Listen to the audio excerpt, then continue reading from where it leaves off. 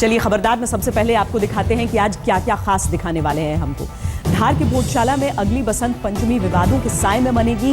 क्या है विवाद, क्यों भोजशाला पर इस वक्त पूरे देश की नजर है, ये हम आपको बताएंगे। 8 दिनों तक कूड़ा होने के बाद क्या दिल्ली में हालात अब सामान्य हो जाएंगे? क्या अरविंद केजरीवाल के भरोसे के बाद एमसीडी के कर्मचारी काम पर लौट आएंगे? केजरीवाल के बयान और उस पर मचे घमासान के हर पहलू का भी विश्लेषण हम करेंगे। इसके अलावा आपको बताएंगे कि कैसे प्रधानमंत्री के काफिले पर फेंके एक गमले ने प्रधानमंत्री की सुरक्षा को लेकर चंद सवाल खड़े किए हैं। किसने फेंका ये गमला और क्यों फेंका ये भी बताएंगे। लेकिन पहले बात भोजशाला की। यूं तो कहा जाता है कि मजहब आपस में बैर करना नहीं सिखाता है, लेकिन अलग अलग मजहब को मानने वाले जब आपसी आस्था की वजह से ही एक दूसरे के सामने आ जाएं तो क्या कहा जाए। भोजशाला में यही होता दिख रहा है।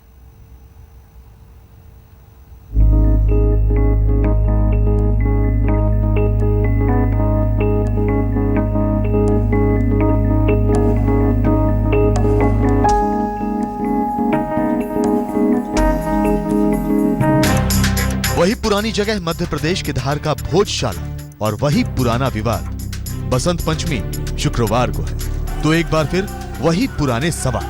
क्या दिन भर होगी सरस्वती की पूजा या फिर नमाज भी पढ़ी जाएगी?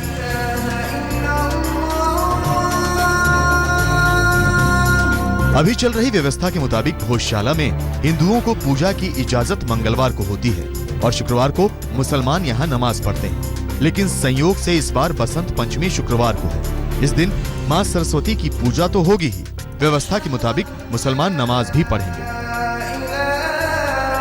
इसके लिए एएसआई ने फॉर्मूला तय किया है, क्योंकि भोजशाला एएसआई की जिम्मेदारी है। फॉर्मूले के मुताबिक सूर्योदय से दोपहर 12 बजे तक हिंदू पूजा करें, 1 बजे से 3 बजे तक मुसलमानों को नमाज की इजाजत होगी और फिर दोपहर 3:30 बजे से सूर्यास्त तक हिंदू फिर से पूजा कर सकते हैं।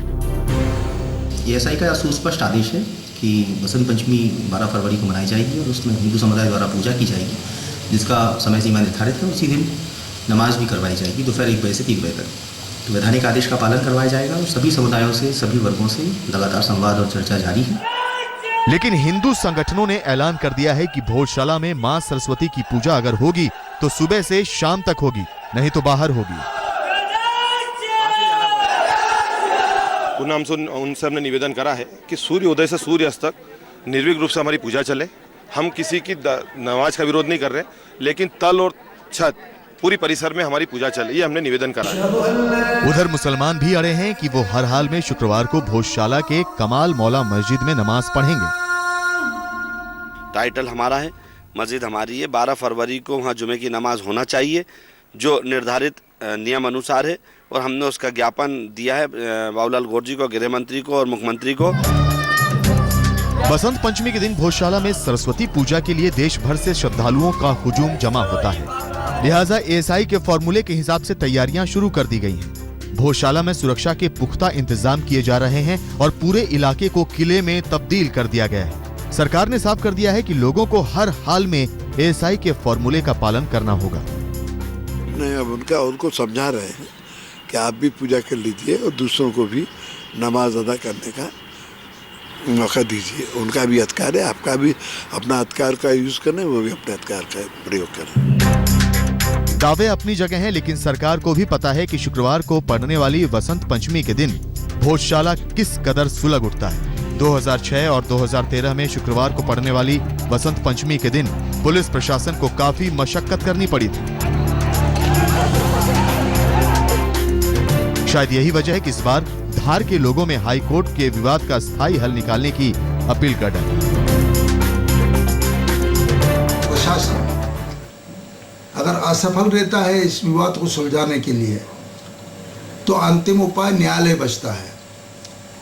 इसलिए जनहित में ये याचिका सन 2013 से चल रही है, लेकिन अभी तक हाई कोर्ट में शासन ने जवाब नहीं पेश किया था। याचिका पर सुनवाई के लिए हाईकोर्ट ने 8 फरवरी की तारीख तय की है और बसंत पंचमी 12 तारीख को है। देखने वाली बात होगी कि अदालत में विवाद का कोई समाधान निकलता है या नहीं। धार से छोटू शास्त्री के साथ अमित कुमार, भोपाल, आज तक। आइए भोजशाला विवाद क्या है ये समझते हैं। क्या है, कब कब ऐसे हालात बने हैं जबकि बसंत पंचमी के दिन जुमे की नमाज साथ साथ पढ़ी और टकराव की नौबत आई।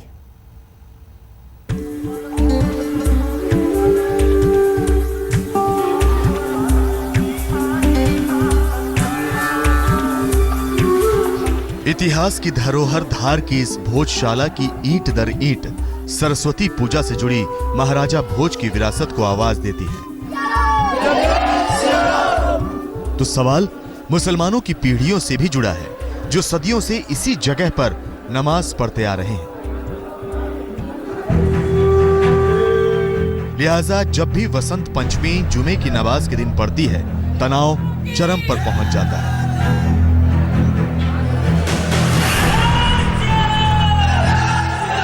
साल 2013 में भी वसंत पंचमी का दिन शुक्रवार को ही पड़ा था और तब आर्कियोलॉजिकल सर्वे ऑफ इंडिया और स्थानीय प्रशासन ने हिंदू और मुस्लिम पक्षों से सलाह मशविरा कर तय किया था कि सुबह से शाम तय वक्त पर पूजा होगी और तय वक्त पर नमाज पढ़ी जाएगी। 2013 में तगड़े पुलिस बंदोबस्त में वसंत पंचमी की सरस्वती पूजा हुई, लेकिन नमाज के तय वक्त पर एक गुट ने पूजा से उठने से इनकार कर दिया और विवाद की नौबत पैदा हो गई।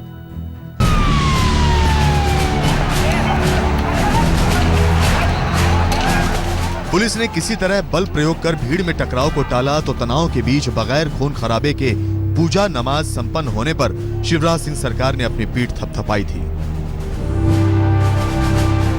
तो वसंत पंचमी पर जब भी शुक्रवार पड़ता है, हालात बिगड़ने का अंदेशा बढ़ जाता है। प्रशासन के हाथ पांव फूल जाते हैं। सरकार धार में सर के बल खड़ी होकर धार्मिक संगठनों में शांति सुलह बनाए रखने में जुट जाती है। 3 फरवरी 2006 को भी वसंत पंचमी और शुक्रवार की जुमे की नमाज साथ साथ पढ़े थे और तब भी मामला टकराव तक पहुंच गया था। इसके पहले 2003 में एएसआई की ओर से पूजा और नमाज के लिए अनुमति दिए जाने के बावजूद भोजशाला में दंगा हो गया था। सन 2003 में अटल बिहारी वाजपेयी सरकार के फैसले के बाद ये तीसरा मौका है जब शुक्रवार को वसंत पंचमी पड़ रही है। ये दिन सरकार के लिए किसी अग्नि परीक्षा से कम नहीं है, क्योंकि इस दिन सरकार की ये पहली जिम्मेदारी है कि यहाँ पूजा भी हो और नमाज भी। 2003 में मध्य प्रदेश में दिग्विजय सिंह की अगुवाई वाली कांग्रेस सरकार थी तो केंद्र में अटल बिहारी वाजपेयी की अगुवाई वाली एनडीए सरकार। यही वजह है कि तब मामले में सियासत ने विकट रूप ले लिया था। दरअसल धार की भोजशाला में 2003 के बाद से 4 बार वसंत पंचमी और शुक्रवार साथ साथ पड़ चुके हैं और जब भी सरस्वती पूजन का उत्सव शुक्रवार जुमे से टकराता है, माहौल में तनाव फैलने लगता है, सियासत गरमाने लगती है। लेकिन अब सवाल जुदा है। भोपाल से दिल्ली तक भगवा संगठनों का कब्जा है, लिहाजा हिंदू संगठनों ने अयोध्या की तरह ही धार भोजशाला को हिंदुओं की सदियों पुरानी आस्था से जोड़ दिया है, जिसके मुताबिक परमार वंश के राजा भोज ने 1034 में धार नगर में सरस्वती मंदिर बनाकर वाग देवी की प्रतिमा स्थापित की, जिसे 13वीं सदी में अलाउद्दीन खिलजी ने ध्वस्त कर दिया। अब सल्तनत बदल चुकी है तो हिंदू वाग्देवी मंदिर दोबारा भव्य रूप में वापस पाना चाहते हैं। तो सवाल मुसलमानों की नमाज का भी खड़ा है, जिसकी रवायत भी पुराने वक्त से चली आ रही है। धार से छोटू शास्त्री के साथ अमित कुमार, भोपाल, आज तक। तैयारियां तमाम हो रही हैं कि किस तरीके से तनाव न बढ़ने दिया जाए, स्थिति को काबू में रखा जाए। लेकिन दिल्ली का रुख करें तो यहां पर स्थिति बेकाबू ही है। एमसीडी कर्मचारियों की हड़ताल को लेकर जोरदार सियासत भी जारी है। आज केजरीवाल ने एमसीडी को 551 करोड़ रुपए का लोन दिया, लेकिन केंद्र को खरी खोटी सुनाई। दिल्ली के मुख्यमंत्री ने एमसीडी को घोटालेबाज कहा और केंद्र से इसे भंग करने की मांग की।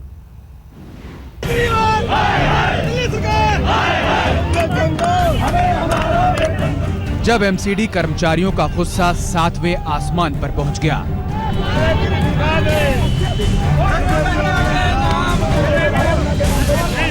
जब एमसीडी के अस्पताल की नर्सें सड़कों पर भीख मांगने उतर गईं, जब एक एक कर सरकार के मंत्रियों का घेराव शुरू हो गया,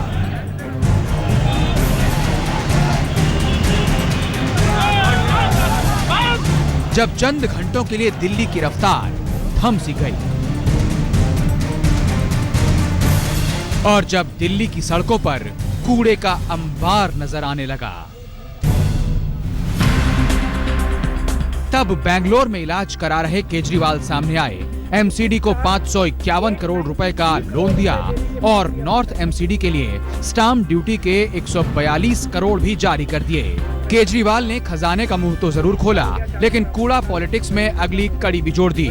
केंद्र और एमसीडी की ओर आरोपों के खूब बम उछाले, यहाँ तक कह दिया कि दिल्ली में अरुणाचल प्रदेश की तरह राष्ट्रपति शासन लगाने की तैयारी है। कि दिल्ली सरकार का एक भी पैसा एमसीडी को देना नहीं बनता, लेकिन हम 550 करोड़ रुपए का लोन दोनों एमसीडी को दे रहे हैं ताकि 31 जनवरी तक की तनख्वाह वो अपने सारे एम्प्लॉयज को, group A B C D, सफाई कर्मचारी, सारे एम्प्लॉयज को वो पूरा कर दे। हम डिमांड करते हैं इस सारे भ्रष्टाचार की सीबीआई की इंक्वायरी होनी चाहिए। जैसे हमारी इंक्वायरी करा रहे हैं, एमसीडी की सारे सीबीआई की इंक्वायरी होनी चाहिए। जिस तरह से उन्होंने अरुणाचल प्रदेश में दादागिरी करके लगा दिया प्रेसिडेंट्स रूल, दिल्ली सरकार को वो काम नहीं करने देना चाहते। और this some people have told me, I don't know how far it's true, that this could be, वो ऐसा माहौल क्रिएट करना चाहते हैं कि दिल्ली में किसी तरह से प्रेसिडेंट्स रूल लगा दिया जाए। बहरहाल सरकार के पैसों से एमसीडी को राहत तो जरूर मिली होगी, लेकिन केजरीवाल के आरोपों ने तीनों मेयरों को आग बबूला कर दिया। पूरी की पूरी दिल्ली सरकार की सीबीआई जांच हो और दिल्ली नगर निगम की भी सीबीआई जांच को मैं तैयार हूं, लेकिन इन गरीबों का जो पेट काट कर केजरीवाल राजनीति कर रहे हैं, उसके लिए दिल्ली की जनता से केजरीवाल क्षमा मांगे। बात फंड की होती तो समझ में आती, लेकिन मामला सियासी है। हर पार्टी की नजरें अगले साल होने वाले एमसीडी चुनाव पर टिकी हैं। ऐसे में अपने अपने दांव अभी से तैयार हो रहे हैं। मैं बहुत हैरान हूं, इनका पूरा का पूरा बयान केवल और केवल राजनीति से भरा हुआ था। इन्होंने ये कहा कि अगर हम जीते होते कॉर्पोरेशन में तो हम पैसे देते, अगर मान लीजिए इनकी पार्टी होती तो पैसे देंगे, दूसरी पार्टी होगी तो पैसे नहीं देंगे। तो फिर केंद्र सरकार से क्यों उम्मीद करते हैं कि केंद्र सरकार इनका ध्यान दे? ये तो पता नहीं कि सियासत के इस अजीबोगरीब खेल में बीजेपी को फायदा है या आम आदमी पार्टी को, लेकिन ये साफ है कि नुकसान दिल्ली और दिल्ली वालों का हो रहा है। प्रमिला दीक्षित और पंकज जैन के साथ रवीश पाल सिंह, दिल्ली आज तक। जब शीला दीक्षित दिल्ली की मुख्यमंत्री थी, उस वक्त भी एमसीडी पर बीजेपी का ही अधिकार था, बीजेपी का ही हक था। उस वक्त कभी ऐसी तस्वीरें दिखी नहीं थी, लेकिन अभी आंकड़े हर पार्टी के पास हैं, हर पार्टी अपनी तरफ से जारी करती है। समझ नहीं आता आंकड़े किसके सच्चे हैं, किसके झूठे हैं। अगली खबर का रुख करते हैं। प्रधानमंत्री नरेंद्र मोदी की सुरक्षा पर आतंकी खतरे को लेकर खुफिया अलर्ट के बावजूद सुरक्षा में चूक हो गई। आज दिल्ली में कुछ ऐसा ही हुआ। एक महिला ने रक्षा मंत्रालय के पास ही उनके काफिले पर गमला फेंक दिया। सवाल है कि महिला कैसे काफिले तक पहुंची? क्या पीएम की सुरक्षा के साथ लापरवाही तो नहीं बरती गई?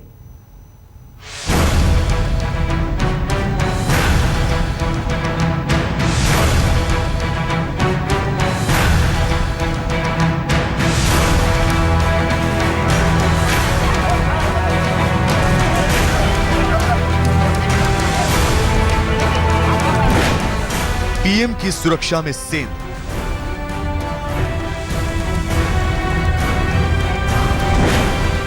पीएम के काफिले में फेंका गमला। नॉर्थ ब्लॉक और साउथ ब्लॉक की शानदार बिल्डिंगों के बगल में मौजूद पीएमओ तक जाने वाला ये रास्ता, इसी रास्ते पर टूटकर चूर-चूर हुआ ये गमला पीएम की सुरक्षा में चूक का बड़ा सबूत बन चुका है। इस गमले को एक महिला ने सड़क किनारे से उठाया और जैसे ही पीएम का काफिला यहां पहुंचा, महिला ने गमला उठाकर काफिले के बीचों बीच फेंक दिया। प्रधानमंत्री की जो सुरक्षा होती है वो ब्लू बुक के आधार पर निर्धारित होती है और उनके रास्ते में कोई भी व्यक्ति उस जगह पर आ नहीं सकता है। लेकिन उस सुरक्षा में चूक हुई और इस महिला ने जिस तरीके से मिलने के लिए उनसे कोशिश कर रही थी और उस दौरान जब उसको मिलने नहीं दिया गया तो उस महिला ने यहाँ पर गमला फेंका और गमला फेंकते ही वो गमला फूट गया। सवाल है कि पीएम के काफिले पर गमला फेंकने का मौका महिला को कैसे मिला? सवाल है कि पीएम के काफिले की सुरक्षा में दिल्ली पुलिस ने लापरवाही नहीं बरती। सवाल है कि गमले में मिट्टी की जगह अगर बारूद और बम होता तो क्या होता? दिल्ली पुलिस ने फौरन गमला फेंकने वाली महिला को धर दबोचा। उसे जबरन गाड़ी में बिठाकर पार्लियामेंट स्ट्रीट थाने में पूछताछ की गई। कहां से आप आई? साहिबाबाद, उत्तर प्रदेश। जानकारी के मुताबिक आरोपी महिला साहिबाबाद की रहने वाली है। वो कई दिनों से अपने काम के लिए मंत्रालयों के चक्कर लगा रही थी। वो प्रधानमंत्री कार्यालय में जाकर पीएम से मिलना चाहती थी, लेकिन उसकी शिकायत जब नहीं सुनी गई तो उसने बड़ा कदम उठा लिया और रक्षा मंत्रालय के पास रखे गमले को पीएम के काफिले पर उछालकर सुरक्षा को ठेंगा दिखा दिया। दरअसल पीएम मोदी की सिक्योरिटी एसपीजी के हवाले रहती है, लेकिन जब दिल्ली में उनका काफिला निकलता है तो दिल्ली पुलिस की पायलट गाड़ी रास्ते में आगे चलती है। रास्ते और चौराहों को हर तरफ से कॉर्डन ऑफ कर दिया जाता है, लेकिन सड़क पर चकनाचूर यह गमला बता रहा है कि पुलिस का भारी बंदोबस्त धरा का धरा रह गया। सवाल है कि पीएम पर मंडराते आतंकवादी हमले के खतरे के मद्देनजर अगर ये चूक हुई है तो आखिर जिम्मेदार कौन है?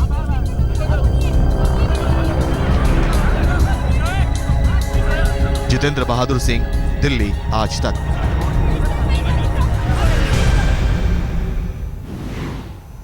अब बात पठानकोट आतंकी हमले की। एनआईए को शक है कि एयरबेस के भीतर के कुछ लोगों ने आतंकी हमले में मदद की है। सूत्रों के मुताबिक एनआईए ने एयरबेस के भीतर रहने वाले कुछ परिवारों से पूछताछ की है। इस बीच देश भर के अहम एयरबेस की सुरक्षा की गहरी समीक्षा कर बंदोबस्त बढ़ाने की तैयारी कर ली गई है। पठानकोट एयरबेस में गद्दार कौन? किसने भीतर से दी आतंकियों को मदद? चौकिए नहीं, ये सवाल हम नहीं पूछ रहे। ये सवाल पठानकोट एयरबेस के भीतर एनआईए की पड़ताल का अहम सवाल बन चुका है, जिसमें एनआईए इस बात का पता लगा रही है कि कहीं एयरबेस में कोई भेदिया तो नहीं मौजूद है, कहीं आतंकियों की एयरबेस में एंट्री के लिए रास्ता किसी भीतरी ने तो नहीं बनाया। एनआईए को तार काटे जाने के मामले में फॉरेंसिक रिपोर्ट का इंतजार है, जिसमें अहम मुद्दा यह है कि तार दीवार के भीतर से काटा गया था या बाहर से। एनआईए ने इन्हीं सवालों के आईने में पठानकोट एयरबेस के भीतर कई परिवारों से पूछताछ की है। कई कर्मचारियों के परिवार वालों और संपर्कों की भी तहकीकात चल रही है, क्योंकि एनआईए को शक है कि आतंकियों की एंट्री के लिए एयरबेस के भीतर भी कोई ना कोई मददगार मौजूद था। इस बीच एयरफोर्स ने देश भर के 54 अहम एयरबेस की सुरक्षा की गहरी पड़ताल की है, जिसमें एयरबेस में लगातार पेट्रोलिंग के साथ दीवारों को ऊंचा करने, कटीली बाड़बंदी करने, ज्यादा सीसीटीवी कैमरे लगाने और ड्रोन से निगरानी का भी प्रस्ताव है। रिपोर्ट के मुताबिक एयरफोर्स ने सुरक्षा मद में 5,500 करोड़ का बजट सरकार को सौंपा है। तो साफ है कि देश के एयरबेस की दीवारें और ऊंची होंगी और एयरबेस की सुरक्षा से गुस्ताखी करने वाले संदिग्धों को शूट एट द साइट की तर्ज पर निपटने के लिए भी एयरफोर्स ने कमर कस ली है। संजय शर्मा और जितेंद्र बहादुर सिंह के साथ मंजीत नेगी, आज तक। और आइए अब दिन भर की कुछ और बड़ी खबरों से आपको खबरदार कर दें। पूर्व गृह मंत्री और कांग्रेस के दिग्गज नेता सुशील कुमार शिंदे के एक बयान पर विवाद खड़ा हो गया है। शिंदे ने कहा कि जब भी बीजेपी की सरकार आती है आतंकवाद बढ़ जाता है। शिंदे के इस बयान पर बीजेपी ने सारे आतंकवादी हमले यूपीए शासन के दौरान के गिनवा दिए और केंद्रीय गृह राज्य मंत्री किरण रिजिजू ने कहा कि शिंदे सबसे नाकाम गृह मंत्री रहे। उधर गुजरात के भुज में शाहरुख खान की फिल्म रईस की शूटिंग चल रही थी, जब विश्व हिंदू परिषद के कार्यकर्ताओं ने जमकर बवाल काटा। वीएचपी कार्यकर्ताओं ने पहले भुज में कलेक्टर दफ्तर के सामने शाहरुख की तस्वीरें फूंकी और फिर मांडवी की खारी नदी के किनारे शूटिंग लोकेशन तक पहुंच गए। दिल्ली यूनिवर्सिटी में फेस्टिवल के दौरान एक हादसा हुआ। देशबंधु कॉलेज में फैशन शो की तैयारी चल रही थी, जब वहां लगा लाइट पोल एक छात्र पर आ गिरा। ग्रेटर नोएडा में ऑटो एक्सपो चल रहा है, यहां सितारों का जमघट लगने लगा है। अलग अलग कंपनियों की लग्जरी कार की लॉन्चिंग के लिए फिल्मी सितारों से लेकर क्रिकेट के सितारे तक जमा हो रहे हैं।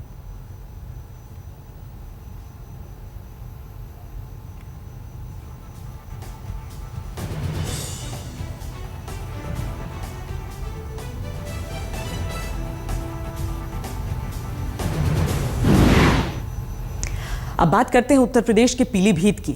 यहां एक महिला से गांव के 2 दबंगों ने बच्चों के सामने बलात्कार करने की कोशिश की, लेकिन नाकाम रहे तो जिंदा जलाकर मार डाला। पुलिस कह रही है कि यह राजनीतिक रंजिश का मामला हो सकता है। ये वो बदनसीब बच्चे हैं जिनकी आंखों के सामने इनकी मां को हवस का शिकार बनाने की कोशिश की गई। विरोध करने पर उसे जिंदा जला दिया गया और रात के अंधेरे में अंतिम संस्कार कर दबंगई की कहानी पर पर्दा डालने की भी कोशिश की गई। जरा सुनिए पीलीभीत में गुंडई की ये हिला देने वाली दास्तान। बलात्कार करो, बलात्कार करके मार दो, मार कर नहीं मट्टी तेल छिड़क का आगे जाए। किसने गया ये? वीरेंद्र ने और उनने हर को सुना। क्या पहले से वो आपके घर पे आते जाते थे? जी। कौन कौन था हमारे घर पे? हमारे घर पे बहन हमारी मम्मी को डंडा डंडा मारे हैं, उसके बाद में आग ही जला दी। क्या करा उसने? देखो आग ही जला दी। बाहुबल के दम पर एक मजबूर महिला की जिंदगी तबाह करने का ये मामला जहानाबाद थाने के गुलड़िया जाफर गांव का है। इसी गांव के 2 दबंगों की बुरी नजर इन बच्चों की मां पर पड़ गई। 29 जनवरी की रात को 2 शख्स इनके घर में घुस गए और बच्चों की मौजूदगी में महिला से जोर जबरदस्ती शुरू कर दी।